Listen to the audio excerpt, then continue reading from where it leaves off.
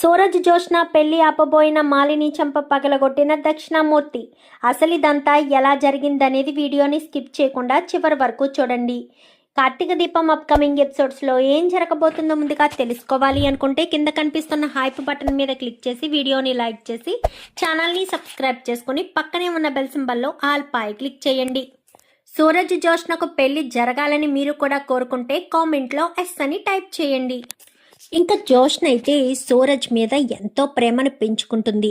Chain ఉంగరం తీసుకువెళ్ళి ఇచ్చింది కదా, ఇచ్చిన తర్వాత దాన్ని తిరస్కరించడంతో దాని గురించి బాధపడుతూ ఉంటుంది జోష్న. సూరజ్ నా వెంట బంగారం బంగారం అంటూ పడ్డాడు కదా, మరి ఇప్పుడు ఎందుకు నేను చైను ఉంగరం ఇచ్చినా కానీ దాన్ని తిరస్కరిస్తున్నాడు? నేను ఏది ఇష్టపడినా అది నాకు దూరం అవుతుంది అంటూ నెగిటివ్గా మాట్లాడుతున్నాడేంటి అని ఆలోచిస్తూనే అందరూ బయట కూర్చుంటారు. పెళ్లికి ముహూర్తాలు పెట్టించాలి అన్న ఉద్దేశంతో కూర్చున్నారు కదా. పంతులు గారు రానే వస్తారు. పంతులు గారు రావడంతో వారం రోజుల్లో పెళ్లి ముహూర్తం ఉంది అని చెప్పనేసరికి, వారం రోజుల్లో పెళ్లి ముహూర్తం ఉందా, ఈలోపు లేదా పంతులు గారు అని అనగానే 3 రోజుల్లోనే ఉంది బాబు అని చెప్తాడు. చెప్పేసేసరికి మరి ఆ ముహూర్తమే ఖాయం చేయండి అనగానే అందరూ కూడా నవ్వుకుంటారు. ఏంటి సూరజ్, మా జోష్నని ఎప్పుడెప్పుడు పెళ్లి చేసుకోవాలా అని తెగ ఆరాట పడుతున్నట్టున్నావు. 3 రోజుల ముహూర్తమే ఖాయం చేయండి, అందరూ కూడా ఇక్కడే ఉండి పెళ్ళి అయ్యేంత వరకు అందరూ అన్ని పనులు చూసుకోవాలి, అర్థమవుతుందా శ్రీధర్ అని చెప్పాను. కానీ అలాగే మావయ్య గారు, నేనెందుకు వెనకాడతాను? నేను ఇంటి అల్లుడుగా చేయవలసిన బాధ్యతలు నాకుంటాయి, అవి చేస్తాను, ఏమంటాం మేనకోడలా అని చెప్పనేసరికి ఇంకా ఇలాంటి సమయంలోనే జోష్న మారింది అని నిరూపించుకోవడం కోసమో, లేక దీపం మీద ఎన్ని రోజులు బాధ పెట్టాను అని దీపం మీద ఉన్న ప్రేమను చాటుకోవడం కోసమో, శివనారాయణతో అయితే ఎప్పటికీ సిఇఓగా అంటే జోష్న గ్రూప్ ఆఫ్ రెస్టారెంట్స్ ఎన్నాళ్ళుంటే ఎన్ని సంవత్సరాలుంటే అన్ని సంవత్సరాలు కూడా దీపం మాత్రమే సిఇఓగా ఉండాలి అని ఒక అగ్రిమెంట్ పేపర్స్ని అయితే రాయిస్తారు. అది రాయమని చెప్పింది జోష్న అన్న విషయం శివనారాయణ బయట పెడతాడు. అందరూ నార్మల్గానే ఉంటారు, పారిజాతం మాత్రం షాక్ అయిపోతుంది. ఎందుకంటే పారిజాతం ఏమనుకుంటుంది, పెళ్ళి అయ్యేంత వరకే, పెళ్లి తర్వాత నా మనవరాలే సిఇఓగా మారిపోతుంది అని ఎంతగానో సంబరపడిపోయినా పారిజాతానికి నిరాశ ఎదురవుతుంది. నిరాశ ఎదురయ్యేసరికి ఇంకా పారిజాతం కాస్త, ఏంటి ఎప్పటికీ దీపనే నా సీఈఓ, అదేంటి అలాంటి అగ్రిమెంట్ ఎందుకు రాశారు అనగానే, అది నా కోరిక కాదు, నా మనవరాలు కోరిక అని చెప్పనేసరికి, ఏంటి జోష్న ఏంటిది, నేను సీఈఓగా ఉండడం ఏంటి అనగానే, నువ్వు సీఈఓగా ఉండాలి అనేది మా తాత కోరిక, నువ్వే ఎప్పటికీ సీఈఓగా ఉండాలనేది నా కోరిక, ఇది నా పెళ్లి జరుగుతున్న శుభ సందర్భంలో నీకిస్తున్న చిరుకానుక అనుకో అని చెప్పనగానే, సూపర్ ఉంది మా మేనకోడల ఈ చిరుకానుక అని చెప్పి ఇంకా శ్రీధర్ అంటాడు. అంతా కూడా సంతోషపడతారు. దీపం మాత్రం ఎందుకు ఈ ఇబ్బందులన్నీ అనగానే, నువ్వే కదమ్మా ఎప్పటికైనా ఇంటి వారసురాలివి, తర్వాతైనా నిజం బయటపడుతుంది, జోష్న పెళ్ళైన తర్వాత నువ్వే ఆ ఇంటి అసలైన వారసురాలివి అన్న విషయం బయట పెట్టేస్తాము అని ఇంకా దశరథ్ కాస్త మాట్లాడతాడు. వద్దు నాన్న, జోష్న మారింది కదా అనగానే, లేదు నా కూతురికి అన్యాయం చేస్తానా, అసలు ఈ విషయం నాకు తెలిసినప్పుడే బయట పెట్టాలి, అప్పుడు బయట పెట్టొద్దు అన్నారు కాబట్టి బయట పెట్టలేకపోయాను, ఇప్పటికైనా నిజం బయట పెడతాను, బయట పెడితేనే నా కూతురికి నేను న్యాయం చేసిన వాడిని అవుతాను అని చెప్పి ఇంకా దశరథ్ కాస్త అంటాడు. ఏంటి బావా, దీపకు నువ్వు న్యాయం చేయడం ఏంటి అంటూ అన్నీ శ్రీధర్ సగం సగంలోంచే కదా మాటలు వినడం. ఏమీ లేదు బావా అని చెప్పాను, కానీ అదే సీఈఓ స్థానం ఇచ్చాను కదా, దాన్ని జాగ్రత్తగా చూసుకుంటేనే జోష్నకు నీ మీదున్న నమ్మకం ఉంటుంది అని చెప్పనేసరికి, దానికి దీనికి ఏం సంబంధం ఉంది బావా అని చెప్పనేసరికి, కార్తిక్ మీ నాన్నను నువ్వే హ్యాండిల్ చేయగలవరా, నేనైతే హ్యాండిల్ చేయలేను అని అక్కడి నుంచి వెళ్ళిపోతాడు. ఏంటో ఎవరూ పూర్తిగా చెప్పరు, అందరికీ నిజాలు తెలిసినట్టే అనిపిస్తుంది నాకు తప్ప, ఆ నిజమేంటనేది నేను తెలుసుకోలేకపోతున్నాను. ఎందుకు మాస్టారు, ఎలాగా సూరజ్ దయ వల్ల వారం రోజులు అనుకున్న పెళ్లి కాస్త 3 రోజులకి ముందుకు వచ్చేసి తెలిసింది. 3 రోజులు పెళ్లి జరిగిపోయిన తర్వాత ఆ నిజం ఎలాగా బయటపడుతుంది. అప్పుడు మీరు ఊహించలేరు కూడా నిజం విన్న తర్వాత అనగాని, అవునా సరే ఏం చేస్తాను, ఎవరు చెప్పనంటున్నారు కాబట్టి సరే సైలెంట్గానే ఊరుకుంటాను అని శ్రీధర్ అయితే అంటాడు. ఇంకా ఇదిలా ఉంటే దక్షిణామూర్తి ఇటు మాలిని ఇద్దరు కూడా తట్టుకోలేకపోతారు. దక్షిణామూర్తికి బాధ ఏంటంటే జోష్న పెళ్ళవుతుందని కాదు, జోష్నను ఒక అనాథకిచ్చి పెళ్లి చేస్తున్నారు అన్న బాధ. మాలిని బాధ ఏంటంటే ఆ ఇంట్లో ఎప్పటికీ జోష్న కాష్టం రగులుతూనే ఉండాలి. జోష్న ఇంటికి ఎప్పటికీ పెళ్లి చేసుకోకుండానే ఆ లోటు ఆ బాధ ఉండాలి. ఇప్పుడు ఆ పిల్ల పెళ్ళికి ఒప్పుకుంది, పైగా ఆ అనాథని పెళ్లి చేసుకోవడానికి ఒప్పుకుంది, ఆ సూరజ్ని పెళ్లి చేసుకోవడానికి ఇంట్రెస్ట్ చూపిస్తుంది. ఈ పెళ్లి ఎట్టి పరిస్థితుల్లో జరగనివ్వకూడదు, జరిగేటట్టు అస్సలు చెయ్యకూడదు అని చెప్పి ఇంకా మాలిని అయితే అనుకుంటుంది. ఏంటమ్మ మాలిని ఏం ఆలోచిస్తున్నావు అనగానే, జోష్న గురించే మామయ్య అని చెప్పనేసరికి, అదేనమ్మా నాకు ఆలోచన ఉంది. ఆ పోయి ఆ శివనారాయణ అందరూ కలిసి నా మనవరాల్ని ఒక అనాథకిచ్చి పెళ్లి చేస్తున్నారు అని చెప్పనేసరికి, అనాథకిచ్చి పెళ్లి చేస్తున్నారని మీ బాధ, నా బాధ ఏమో అక్కడ పెళ్లి జరిగిపోతుంది అనేది నా బాధ. నా బాధ ఎవరికి చెప్పుకోవాలి, మీ బాధ ఎవరు వినాలి అంటూ మాట్లాడేసరికి, ఏంటమ్మా ఏం మాట్లాడవేంటి, సైలెంట్గా ఉన్నావేంటి అనగాని, ఏమీ లేదు మామయ్య ఏమీ లేదు అని చెప్పి ఇంకా మాట్లాడుతూ ఉంటుంది. సరేనమ్మా ఈ పెళ్ళి ఏదో రకంగా ఇంకా ముహూర్తాలు పెట్టారు కాబట్టి ఆగకుండా నిర్విఘ్నం ఏమీ లేకుండా జరిగిపోతే అదే చాలు. ఎలాగా శివనారాయణ తన మనవడిని గొప్ప స్థాయిలోనే నిలబెడతాడు. ఏం చేస్తాం, ఆ అమ్మాయి కార్తీక్ని ఇష్టపడిందంట, ఇప్పుడు మళ్ళీ సూరజ్ని ఇష్టపడుతుంది. సూరజ్ని ఎందుకు తన దగ్గర నుంచి దూరం చేయాలి, నా మనవరాలు ఎక్కడున్నా సంతోషంగానే ఉండాలి, అదే నేను కోరుకుంటాను అని దక్షిణామూర్తి కాస్త అంటాడు. మీరు కోరుకునేది అదైతే నేను కోరుకునేది వాళ్ళిద్దరూ విడిపోవాలని కోరుకుంటాను మామయ్య. వాళ్ళిద్దరూ కలిసి ఉండాలని నేనెందుకు కోరుకుంటాను. జోష్న ఆ సూరజ్ని పెళ్లి చేసుకుని సంతోషంగా ఉంటే ఆ కుటుంబం అంతా సంతోషంగా ఉంటుంది కదా. ఇంకా ఇంట్లో తీరని లోటు అంటూ ఏముంది, ఇన్ని రోజులుగా ఉన్న లోటు జోష్న పెళ్లి కావడం లేదని, అది కూడా తీరిపోతే ఇంకా జోష్న పెళ్లి అయిపోతే ఇంకా అందరూ సంతోషిస్తారు. నా కుటుంబం మాత్రం వెరవలబోతూ ఉంటే వాళ్ళు మాత్రం సంతోషంగా ఉంటారా, అది నేను చూసి ఎలా తట్టుకుంటాను, ఎలా తట్టుకోగలను, మీకు ఇది చెప్పినా మీకు అర్థం కాదు అని చెప్పి ఇంకా మాలిని కాస్త తనలో తనే రగిలిపోతూ ఉంటుంది. ఇంకా దక్షిణామూర్తి పెళ్ళికి మనం వెళ్ళాలి, పెళ్ళి జరుగుతుంటే మనం చూసి 4 అక్షింతలు వేసి రావాలి, వాళ్ళు పిలవలేదని మనం వెళ్ళకుండా ఉండకూడదు అని చెప్పి ఇంకా అనుకున్న తర్వాత, నాకు అదే కావాలి మామయ్య, అక్కడికి వెళ్ళే పెళ్ళి చెడగొడతాను, పెళ్ళి చెడగొడితేనే అప్పుడు నేను సంతోషంగా ఉంటాను, ఆ కుటుంబం బాధపడుతూ ఉండాలి, అదే నాకు కావాల్సింది అని ఇంకా మాలిని ఇద్దరు కూడా అనుకుంటారు. ఇంకా జోష్న అయితే సూరజ్ మీద మరింత ప్రేమ పెంచుకుంటుంది.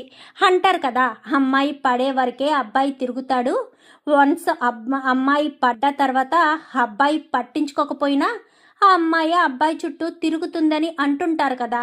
ఇక్కడ కూడా అదే జరుగుతుంది. అంతవరకు బంగారం బంగారం అంటూ జోష్న వెంబడపడి తిరిగిన సూరజ్ కాస్త ఎప్పుడైతే జోష్న సూరజ్ని ప్రేమిస్తుంది ఇంట్లో వాళ్ళకి చెప్పి పెళ్లి వరకు వెళ్తుందో, సూరజ్ కొంచెం జోష్నను దూరం పెడుతున్నట్టే కనిపిస్తూ ఉంటుంది. జోష్నే ఎక్కువగా మాట్లాడడానికి ఇష్టపడడం, జోష్నే రిటర్న్ గిఫ్ట్లు ఇవ్వడం, ఇవన్నీ జోష్నే చేస్తూ ఉంటుంది. సూరజ్ మాత్రం ఏమి పట్టనట్టుగా నన్నడుకోకు నామాలకాకి అన్నట్టు, నన్ను కాదు కదా, నేను పెళ్లి కొడుకును కాదు కదా అన్నట్టుగానే ఉంటాడు. సూరజ్ అయితే ఉండేసరికి, అసలు నువ్వేమనుకుంటున్నావు, నేనంటే నీకు ఇష్టం లేదా, ఒకప్పుడు నా వెంట పడ్డావు, ఇప్పుడు నన్ను పెళ్లి చేసుకోబోతున్నావు, 3 రోజుల్లో మనిద్దరం ఒకటి కాబోతున్నాము, ఇన్ని జరుగుతున్నాయి 3 రోజుల గ్యాప్లో, నీకు అసలు కొంచెం కూడా హ్యాపీనెస్ అనిపించట్లేదు? నేను ఎక్కువగా దేనికి హ్యాపీగా ఫీల్ అవ్వను జోష్న. ఎందుకంటే హ్యాపీగా ఫీల్ అయితే అది నా దగ్గర ఉండదు. అందుకే నేను నాది అనుకుని బాధ్యతగా ఉంటూ సైలెంట్గా నా పని నేను చేసుకుంటూ వెళ్ళిపోతానే తప్ప ఎదుటి వాళ్ళని ఫ్లడ్ చేయాలని, వాళ్ళ మనసుతో వీక్నెస్తో ఆడుకోవాలని, వాళ్ళను బాధ పెట్టాలని అస్సలు అనుకోను అని చెప్పి ఇంకా సూరజ్ అయితే జోష్నతో అంటాడు, నువ్వు నన్ను ప్రేమించావు కదా సూరజ్, మరి ఇప్పుడు ఎందుకు ఇలా మాట్లాడుతున్నావు? ఆ ప్రేమంతా ఏమైపోయింది? బంగారం బంగారం అంటూ నా వెంట తిరిగావు, మరి ఇప్పుడు నన్ను అసలు జోష్నా జోష్నానే పిలుస్తున్నావు తప్ప బంగారం అనే మాట కూడా వినిపించట్లేదు. అప్పుడు పిలవద్దన్నాను కాబట్టి పిలిచేవాడవా? ఇప్పుడు పిలువు అని చెప్తున్నాను కాబట్టి పిలవలేకపోతున్నావా అని చెప్పనేసరికి, అలాంటిదేమీ లేదు జోష్న. నువ్వు నాకు అప్పట్లో నాకు దొరుకుతావా, నన్ను పెళ్లి చేసుకుంటావా లేదా అన్న అనుమానంతో ఉండేవాణ్ణి. కానీ నువ్వే నన్ను పెళ్లి చేసుకుంటున్నావని, ఇంకా 3 రోజుల్లో మన ఇద్దరి పెళ్ళి అన్న విషయం తెలిసిన తర్వాత నాకు అనుమానం కాదు, భయంగా అనిపిస్తుంది. ఇదంతా నిజమేనా లేక నిజం లాంటి కలలా అనిపిస్తుందా? నిజంగా నీకు నాకు పెళ్ళి జరుగుతుందా? నేను ఇది భ్రమపడుతున్నానా అన్న ఊహలోనే ఉంటుంది ఇంకా సూరజ్ అయితే. ఇంకా అలా మాట్లాడేసరికి, లేదు సూరజ్, నీకు నాకు 3 రోజుల్లో పెళ్ళి. నువ్వు నన్ను ఎంతగా ఇష్టపడ్డావో నాకైతే తెలియదు, కానీ నిన్ను మాత్రం నేను నీకంటే ఎక్కువగా ప్రేమిస్తున్నాను. ప్రతి క్షణం నీతోనే ఉండాలి అనుకుంటున్నాను. నిన్ను చూడకుండా, నీతో మాట్లాడకుండా క్షణం కూడా ఉండలేకపోతున్నాను. నిజం చెప్పనా? నిజంగా చెప్పనా? ఇప్పటి వరకు నాకు ఇలాంటి ఫీలింగ్ అసలు కలగనే లేదు. నిజమే, నువ్వన్నట్టు మా బావ నా మనసులో ఉన్నాడు అనుకున్నాను. నిజానికి నేను ప్రేమించింది నిన్నే సూరజ్. మా బావను కేవలం పెళ్లి చేసుకోవాలి అని అంతవరకే ఉంచినట్టున్నాను. ఎలా అయినా ఇంట్లో వాళ్ళు అంటున్నారు కాబట్టి మా బావని నేను పెళ్లి చేసుకోవాలి అన్న ఆలోచనతోనే ఉన్నాను. కానీ నా అసలైన ప్రేమ అంటే ఏంటో, ఆ ప్రేమలో వచ్చే మ్యాజిక్, అనుభూతి అంతా నేను ఇప్పుడు ఆస్వాదిస్తున్నాను. నిన్ను చూడాలని, నీతో మాట్లాడాలని, నీ నవ్వు వినాలని, నీ మాటలు వినాలని నాకు ఎంతలా ఉంటుందో తెలుసా? ప్రతి క్షణం నీ పక్కనే నేను ఉండాలని నా మనసు పదే పదే కోరుకుంటుంది. నాకు ఈ ప్రేమ అనుభూతి చాలా బాగా నచ్చింది. నాకు ఈ అనుభూతి చూస్తుంటే చాలా హ్యాపీనెస్ అనిపిస్తుంది అని చెప్పనేసరికి, అంత ఎగ్జైట్ అవుతున్నావేంటి అనగానే, నీకు తెలీదు నేను ఎంతలా ఎగ్జైట్ అవుతున్నానో నాకు మాత్రమే తెలుసు. ఆ హ్యాపీనెస్ని నేను మాత్రమే ఆస్వాదించగలను అని చెప్పనేసరికి, ఏంటి జోష్నలో ఎంత మార్పు వస్తుందని అనుకోలేదే అని ఆలోచిస్తూ ఉంటాడు. ఏంటి జోష్నలో ఎంత మార్పు వచ్చింది, ఎంత మార్పు వస్తుందని అనుకోలేదే అని అనుకుంటున్నావా? నాకు కూడా తెలియదు సూరజ్. నిజంగా నేను ఇలా మారుతానని నేను కూడా అనుకోలేదు. ఎప్పుడు కూడా నాకు ఇలా మారే ఆలోచనే రాలేదు. జోష్న ఏంటి ఇలా మారడం ఏంటి అనుకున్నాను. కానీ నీ చుట్టూ తిప్పించుకుంటున్నట్టు నాకు అనిపిస్తుంది. నాకు నీ మీద ప్రేమ ఎంత ఉందో నేను చెప్పలేకపోతున్నాను. కానీ నీ పక్కనే ఉండాలనిపిస్తుంది. నువ్వు 3 రోజుల్లో పెళ్ళి అన్నావు కదా, నాకైతే అప్పుడే అందరి ముందు తాళి కట్టేస్తే నేను నీ భార్యనైపోతాను కదా. అప్పుడు నువ్వు నా పక్కనే ఉంటావు, నువ్వు నేను హ్యాపీగా ఉండొచ్చు అన్న ఫీలింగ్ నాకు కలుగుతుంది. నీ నుంచి నేను ఒక్క క్షణాన్ని కూడా దూరంగా ఉండలేకపోతున్నాను సూరజ్. అది నీకు ఎలా అర్థమయ్యేటట్టు చెప్పాలి? ఈ ప్రేమ నన్ను ఉక్కిరి బిక్కిరి చేస్తుంది సూరజ్. ఈ ప్రేమలో నేను తడిసి ముద్దవుతున్నాను. అర్థం చేసుకో సూరజ్. నాకొక మాట ఇస్తావా? లైఫ్ లాంగ్ నన్ను ఇదే ప్రేమతో ఇలానే చూసుకుంటాను అని నాకు మాటివ్వు. అయినా నువ్వు మాటిచ్చేదేంటి? నేనే మాట తీసుకుంటాను. ఎందుకంటే నువ్వు నా వాడివి, నా సూరజ్వి, నాకు కాబోయే భర్తవి. నేను నిన్ను అడగడం ఏంటి? ఆర్డర్ వేస్తాను, నా భర్త నాకు మాత్రమే ప్రేమ పంచాలి అని కోరుకుంటాను అని చెప్పి సూరజ్ చేతిని కాస్త జోష్న చేతిలో వేసుకుంటుంది. వేసుకునేసరికి ఇంకా చాలా ఆలస్యం అయిపోయింది, వెళ్ళి పడుకుందామని ఇద్దరు ఎవరికి వాళ్ళు వెళ్ళి పడుకుంటారు. మరుసటి రోజు ఉదయాన్నే షాపింగ్కి వెళ్ళాలని రెడీ అయిపోతారు. 3 రోజులే కదా ఉంది, సో అందుకని ఇంకా షాపింగ్కి వెళ్ళి సూరజ్కి చూపిస్తూ ఉంటుంది మిర్రర్లో. ఈ చీర బాగుందా, ఈ నగలు బాగున్నాయి అని చెప్పనేసరికి ఇంకెందుకు మరిది గారు, వెళ్ళండి పక్కన కూర్చుని సెలెక్ట్ చేయండి, జోష్న మీకు చూపిస్తూనే ఉంటుంది, మీరు బాగోలేదు బాగుంది అని చెప్తూనే ఉంటారు. టైం వేస్ట్ కదా, అదే మీరే పక్కన కూర్చుని ఇది బాగుంది అది బాగుంది తీసుకో అని చెప్తే సరిపోతుంది కదా. ఇక్కడ పరాయి వాళ్ళు ఎవరున్నారు, అందరూ మన వాళ్ళే కదా, మనలో మనమే మొహమాట పడడం ఎందుకు మరిది గారు, వెళ్ళండి అంటూ దీప చెప్పడంతో వెళ్ళి సూరజ్ అని చెప్పి ఇంకా కార్తిక్ వీళ్ళంతా చెప్పేసరికి సూరజ్ కాస్త జోష్న పక్కన కూర్చొని చీరలు సెలెక్ట్ చేయడం, నగలు సెలెక్ట్ చేయడం అన్నీ సెలెక్షన్ అయిపోతాయి. మొదటి రోజు అలా అయిపోతుంది. రెండో రోజుకి వచ్చేసరికి పెళ్లి కూతుర్ని పెళ్లి కొడుకుని చెయ్యాలి కదా, మంగళ స్నానాలు చేయించాలి. సో ఇద్దరికి పక్క పక్కన కూర్చోబెట్టి మంగళ స్నానాలు చేస్తారు. ఇదంతా కూడా చాలా సంతోషంగా అయితే జరుగుతూ ఉంటుంది. ఇంకా 3వ రోజు పెళ్లి రోజు రానే వస్తుంది. శివనారాయణక అందరికీ కార్డులు కొట్టించి ఇదంతా చేయడం ఎందుకని శివనారాయణ దశరథు కూర్చుని కాల్స్ చేసి మాట్లాడి అందరినీ పెళ్లికి రమ్మని చెప్పేస్తారు. ఇంకా ఆల్మోస్ట్ అందరూ కూడా పెళ్లికి వచ్చేస్తారు.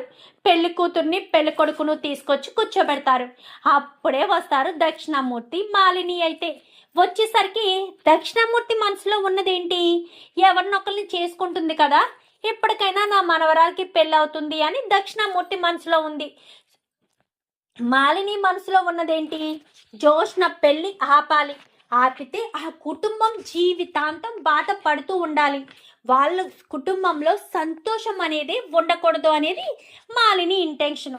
సో వీళ్ళిద్దరూ ఇలా అనుకుని పెళ్లికి వస్తారు. పెళ్లికి రావడంతో గుమ్మం దగ్గర వాళ్ళని చూసి శివనారాయణ సీరియస్ అవ్వబోయేసరికి తాత పెళ్లిలో మనం సంతోషంగా ఉండాలి, వాళ్ళు కేవలం పెళ్లి చూడడానికి వస్తున్నట్టున్నారు, వదిలేసే, ఎంతైనా మనవరాలు కదా, మనవరాలు పెళ్లి చూడాలని తాత అనుకుంటున్నట్టున్నాడు, వదిలేసే తాత అని చెప్పనేసరికి ఏదైనా గొడవ జరగాలి అని చెప్పి ఇంకా అనేసరికి గొడవ ఏమీ జరగదు, మేము ఉన్నాం కదా, మేము చూసుకుంటాము, రండి రండి అని చెప్పనగానే నమస్కారం శివనారాయణ అని చెప్పి ఇంకా దక్షిణామూర్తి నమస్కారం చేయడంతో నమస్కారం, లోపలికి వెళ్ళి కూర్చోండి అని చెప్పనేసరికి ఇంకా లోపలికి వెళ్ళి కూర్చుంటారు.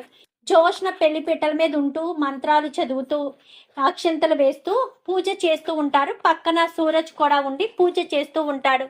ఇద్దరు చిలక గోరింకల్లా భలే ఉన్నారు కదా మాలిని అని చెప్పాను. కానీ అవును మామయ్య బాగా ఉన్నారు అని చెప్పనేసరికి ఇక్కడ పెళ్లి కొడుకు హట్ అవ్వాలి అన్న ఉద్దేశంతో పెళ్లి కొడుకు తరపున ఎవరైనా ఉన్నారా, కాళ్ళు కడగాలి, పెళ్లి కూతురు పక్కన కూర్చోవాలి అని చెప్పని పెళ్లి కొడుకు పక్కన కూర్చోవడానికి అబ్బాయికి పక్కన తోడుగా ఉండడానికి తల్లి తండ్రి ఎవరు అని చెప్పను. కానీ తల్లి తండ్రి ఉన్న అబ్బాయి కాదు, ఆ అబ్బాయి ఒక అనాథ, తల్లి ఎవరో తండ్రి ఎవరో తెలియదు, ఎక్కడో పెరిగాడు, ఎక్కడో పుట్టి ఎక్కడో పెరిగాడు, అలాంటి వాడిని తీసుకొచ్చి ది గ్రేట్ శివనారాయణ గారు ఎంతో అల్లారు ముద్దుగా పెంచుకున్న తన మనవరాలకిచ్చి పెళ్లి చేస్తున్నారు అని చెప్పనేసరికి ఒక్కసారిగా అందరూ కూడా చూస్తారు. ఏంటి శివనారాయణ గారి మనవరాలు పెళ్లి చేసుకునేది ఒక అనాథన, ఏంటి శివనారాయణ గారు ఆ సూరజ్ ఒక అనాథ అని చెప్పనేసరికి అది తన అనాథ కాదు అని చెప్పి మాట్లాడుతూ ఉండగానే ఇంకా ఇంకా ఇంకా రెచ్చిపోతూ మాట్లాడుతూ ఉంటుంది మాలిని. అయితే ఒక్కసారిగా దక్షిణామూర్తి చెంప చెల్లు మనిపిస్తాడు మాలినికి. అందరూ అలా చూస్తూ ఉంటారు. నా మనవరాలు భర్త గురించి నువ్వేంటి మాట్లాడుతున్నావు, తను అనాథైతే నీకెందుకు, ఏమైతే నీకెందుకు, పెళ్లికి వచ్చామా, 4 అక్షంతలు వేసామా, పెళ్లి కూతుర్ని పెళ్లి కొడుకుని ఆశీర్వదించామా అన్నట్టే ఉండాలి. ఇప్పుడు నా మనవరాలి పెళ్లి పిట్టల మీద ఆగిపోవాలని, పెళ్లి కొడుకు బాధపడిపోయి ఇక్కడి నుంచి వెళ్ళిపోవాలని ప్లాన్ చేస్తున్నావేంటి మాలిని? ఏమనుకుంటున్నావు అసలు అలా ఎలా మాట్లాడగలుగుతున్నావు మాలిని? తను పెళ్లి కొడుకు పెళ్లి పెట్టెల మీద ఉన్నాడు, తన గురించి తప్పుగా ఎందుకు మాట్లాడుతున్నావు? పెళ్లి కొడుకు అనాథన్న విషయం ఇప్పుడు నువ్వు బయట పెట్టడం అంత అవసరమా? బయట పెట్టకపోతే నష్టమా ఏంటి? వాళ్ళకి లేని బాధ నీకెందుకు మాలిని? పెళ్లికి వచ్చి అక్షింతలు వేసి వెళ్ళడం వరకే, అంతకు మించి ఒక్క మాట కూడా మాట్లాడడానికి వీల్లేదు అంటూ చెంప పగలగొట్టి చెప్పాడు కదా. అందరూ సైలెంట్ అయిపోతారు. పంతులు గారు మీరు కానివ్వండి అని చెప్పి దక్షిణామూర్తి చెప్పడంతో పంతులు మళ్ళీ మంత్రాలు మొదలు పెడతాడు. అదేంటి బావా, కోడల్ని కొట్టాడు అని చెప్పాను కానీ ఎంతైనా మనవరాలు కదా, మనవరాలు ఎవరినో ఇష్టపడి పెళ్లి చేసుకుంటుంది. సర్లే 4 అక్షింతలు వేద్దామని వస్తే మాలిని పిన్ని రెచ్చగొట్టినట్టు మాట్లాడింది. అందుకే పెళ్లిపీటల మీద మనవరాల పెళ్లి ఆగిపోతుందేమోనని దక్షిణామూర్తి తాత చెంప పగలగొట్టాడు. కానీ ఇది అద్భుతమనే చెప్పాలి అనగానే అవును బాబా, ఆశ్చర్యంగా కూడా ఉంది. మాలిని అత్త ఏం చెప్తే దానికి ఊకొట్టే తాత ఇలా మారిపోవడం ఏంటో నాకు ఆశ్చర్యం కలుగుతుంది. ఏదైనా మనసు మారుతుంది కదా. పైగా జోష్న అంటే చాలా ఇష్టమయ్యే అందుకే పెళ్ళి ఆపుతుంటే చూస్తూ ఊరుకుంటాడా, అందుకే చెంప పగలగొట్టాడు అనేసరికి మొత్తానికైతే పెళ్ళి ఆగట్లేదు. మంచిది, బెల్లం జీలకర్ర పెట్టాలి, గట్టి మేళం అనగాని రాబావా బెల్లం జీలకర్ర పెట్టేస్తున్నారు అని అందరినీ కూడా పిలవడంతో అందరూ కూడా వస్తారు. దంపతి తాంబూలాలు, దంపతి అక్షింతలు ఉంటాయి కదా, అవన్నీ కూడా అయిపోయిన తర్వాత ఇంకా మెళ్ళలో తాళి కట్టేస్తాడు. కట్టేసేసరికి చాలా సంతోషంగా ఉంటారు.